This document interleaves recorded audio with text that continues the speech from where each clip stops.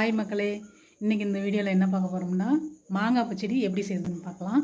நல்லா டேஸ்ட்டாக இருக்கும். ஃபஸ்ட்டு எங்கள் வீடியோ பார்க்குறவங்களா இருந்தால் லைக் போடுங்க, சப்ஸ்கிரைப் பண்ணுங்கள், மறக்காமல் ஷேர் பண்ணுங்கள், கமெண்ட் பண்ணுங்கள். வாங்க இப்போ வீடியோக்குள்ளே போகலாமா? வாங்க ஃப்ரெண்ட்ஸ். ஒரு மாங்காய் எடுத்து வச்சுருக்கேன்.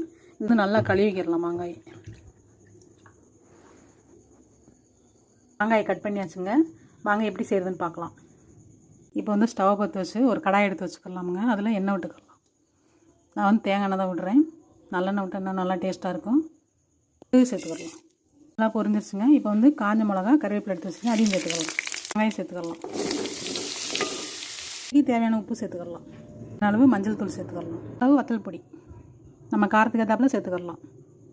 நல்லா கிண்டி விட்டுக்கலாம். நம்ம மாங்காய் சாப்பிட்ணும்னா மாங்காய் காலம் வரணும். நம்ம அதுக்காண்டி நம்ம காத்துக்கிட்டு இருக்கணும். ஆனால் இப்போலாம் அப்படி இல்லைங்க. இப்போ நமக்கு எப்போவுமே மாங்காய் கிடச்சிக்கிட்டே இருக்குது. மாங்காய் சீசனே இல்லை, ஆனால் மாங்காய் கிடைக்கிது. இந்த ஊறுகாய் மட்டும் செஞ்சு வச்சுக்கிட்டோம்னா நம்ம சாம்பார் சாதத்துக்கு கூட எடுத்துக்கலாம். எல்லா சாதத்துக்குமே நம்ம எடுத்துக்கலாம். கொஞ்சோண்டு பெருங்காயத்தூள் சேர்த்துக்கலாம். நல்லா ஒரு கிண்டி விட்டு அப்புறமா தண்ணி சேர்த்துக்கலாம். தேவையான அளவு தண்ணி சேர்த்துட்டு மூடி போட்டு வச்சிடலாம். கொஞ்சோண்டு சர்க்கரை பாவு தண்ணி சேர்த்துக்கலாம். ரொம்ப டேஸ்ட்டாக இருக்கும். இது சேர்த்துட்டு வேக விட்டுருவோம்.